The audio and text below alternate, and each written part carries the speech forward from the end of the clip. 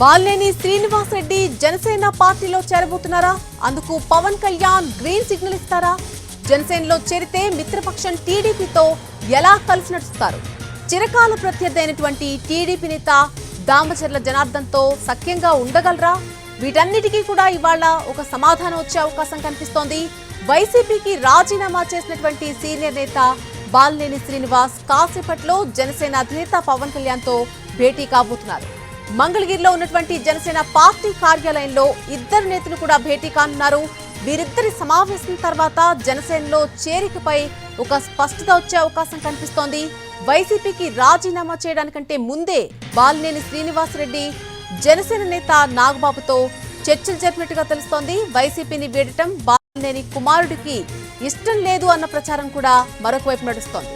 దీంతో ఆయన తన కుమారుడితో కలిసి పవన్ కళ్యాణ్ కలుస్తారా, లేకపోతే ఒంటరిగా వెళ్లి పవన్ కళ్యాణ్ కలుస్తారా అన్నది కూడా ప్రస్తుతం ఆసక్తిగా మారింది. బాలినేనితో పవన్ కళ్యాణ్ కు మంచి సంబంధాలే ఉన్నాయి. ఎన్నికల ముందు కూడా బాలినేని పవన్ కళ్యాణ్ పొగిడారు. వైసీపీ నేతలందరూ కూడా పవన్ పై విరుచుకు పడినా బాలినేని మాత్రం ఎప్పుడూ సంయమనంతోనే కనిపించారు. దాంతో ఇవాళ భేటీలో ఏం జరగబోతుంది అనేది సస్పెన్స్ గా మారింది.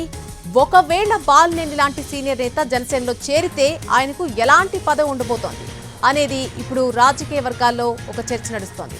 ఇక వైసీపీని వీడి జనసేనలో చేరుతున్నటువంటి ఒక పెద్ద నాయకుడు ప్రస్తుతానికి బాలినేని మాత్రమే. ఆయన చేరికతో ప్రకాశం జిల్లాలో జనసేన క్షేత్రస్థాయిలో బలోపేతమయ్యే అవకాశం ఉందని ఆ పార్టీ భావిస్తోంది.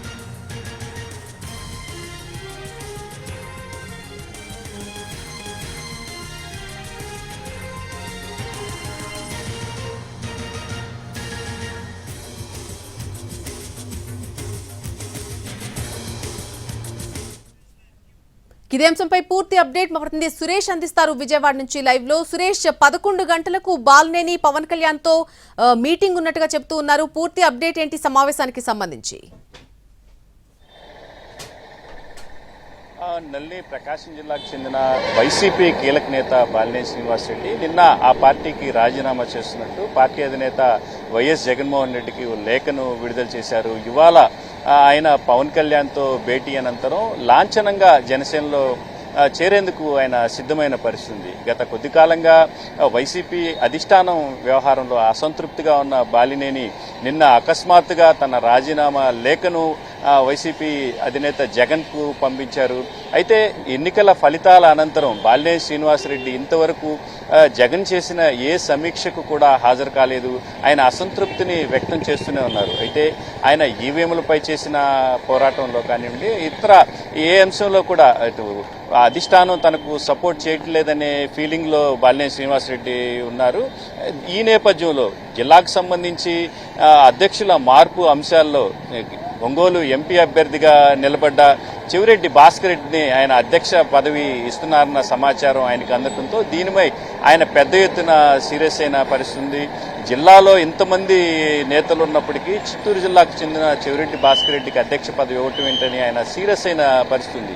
అయితే ఈ నేపథ్యంలోనే గత కొంతకాలంగా వచ్చి వైఎస్ జగన్మోహన్ రెడ్డిని కలవాలని పార్టీకి సంబంధించి కీలక నేతలు బాలినేని శ్రీనివాస్ రెడ్డికి సమాచారం ఇచ్చినప్పటికీ ఆయన కలిసేందుకు సుముఖత వ్యక్తం చేయలేదు. గత వారం రోజుల క్రితం తాడేపల్లి వచ్చి ఆయన జగన్మోహన్ రెడ్డిని కలవటం, అయితే ఇద్దరి మధ్య కొన్ని విషయాల్లో ఏకాభిప్రాయం కుదరకపోవడంతో ఆయన అసంతృప్తిగా తిరిగి హైదరాబాద్ వెళ్ళిపోయారు. తన వర్గం కార్పొరేటర్లు ఒంగోలుకు సంబంధించి ఎవరైతే తనకు అనుకూలంగా ఉన్న కార్పొరేటర్లతో సమీక్ష సమావేశాన్ని కూడా హైదరాబాద్లో ఏర్పాటు చేశారు. అయితే ఆయన తన భవిష్యత్తు కార్యాచరణను వాళ్ళకి తెలిపేందుకే ఈ సమావేశాన్ని ఏర్పాటు చేశారని భావించిన వైసీపీ అధిష్టానం అటు మాజీ మంత్రి విడదల రజనీతో పాటు వైసీపీ ఎమ్మెల్సీ సతీష్ రెడ్డిని కూడా ఆయన దగ్గరికి పంపించిన పరిస్థితి. అయితే ఇన్ని దఫాలు చర్చలు పూర్తయినప్పటికీ కూడా ఆయన ఆ పార్టీలోంచి బయటకు వచ్చేందుకే సిద్ధమయ్యారు. పార్టీలో తనకు తీవ్ర అన్యాయం జరిగిందని, తను చాలా ఇబ్బందులు అవమానాలు పడ్డానని ఆయన చెప్పుకొస్తున్న పరిస్థితి. ఏదైతే తన ఆత్మాభిమానాన్ని చంపుకొని పార్టీలో కొనసాగలేకనే తను రాజీనామా చేస్తున్నట్టు ఆయన చెప్పుకొస్తున్న పరిస్థితి. మంత్రి పదవి పోయిన అనంతరం తను ఎన్నో సమస్యల కోసం ముఖ్యమంత్రిని కలిసి అప్పటి ముఖ్యమంత్రి జగన్ను కలిసిన నేపథ్యంలో కూడా తనను అలక పూనానని చెప్పేసి సొంత పార్టీ నేతలే ప్రచారాలు చేస్తూ తను టార్గెట్ చేశారని చెప్పుకొచ్చారు. నిన్న కూడా ఏదైతే రాజీనామా లేఖను విడుదల విడుదల చేసిన అనంతరం కూడా కొంతమంది జగన్ దగ్గర ఏర్పడ్డ కోటరీ వల్లే తాను పార్టీని వీడుతున్నట్టు ఆయన స్పష్టం చేశారు. ఆ కోటరీ వల్ల గతంలో పార్టీ దెబ్బతింది, ప్రస్తుతం కూడా దెబ్బతినే పరిస్థితి ఉందని చెప్పి ఆయన మాట్లాడటం జరిగింది. అయితే ఏదైతే తనకు అవమానాలు ఏర్పడ్డాయో ఆ అవమానాల నుంచి తాను ఆత్మాభిమానం కోల్పోతున్న నేపథ్యంలోనే తాను పార్టీలోంచి బయటకు వస్తున్నట్టు మాత్రం ఆయన స్పష్టం చేసిన పరిస్థితి.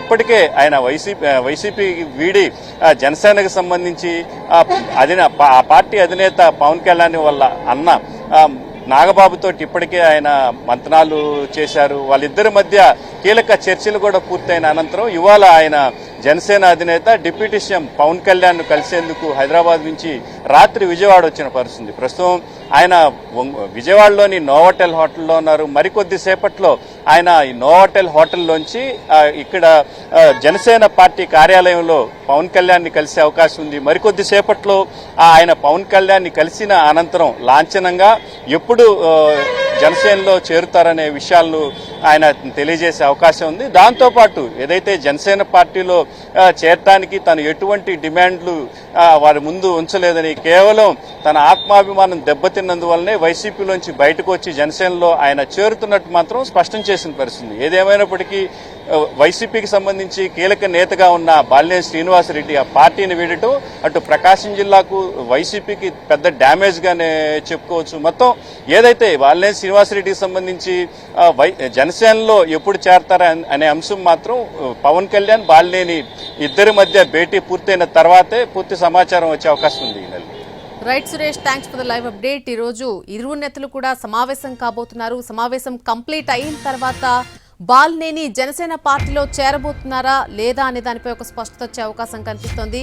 కొంతకాలంగా ఆయన వైసీపీ పార్టీపై అసంతృప్తిని బహిరంగంగానే వ్యక్తం చేస్తూ వస్తున్నారు. జగన్ ప్రభుత్వంలో ఆయన మొదట మంత్రిగా పనిచేశారు.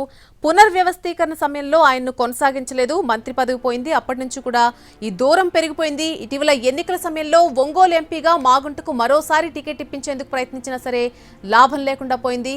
ఎక్కడి నుంచో చెవిరెడ్డిని తీసుకొచ్చి పెట్టడాన్ని బాలినేని అస్సలు అంగీకరించలేదు ఎన్నికల సమయంలో. దీంతో ఆయన మరింత అసంతృప్తికి గురయ్యారు.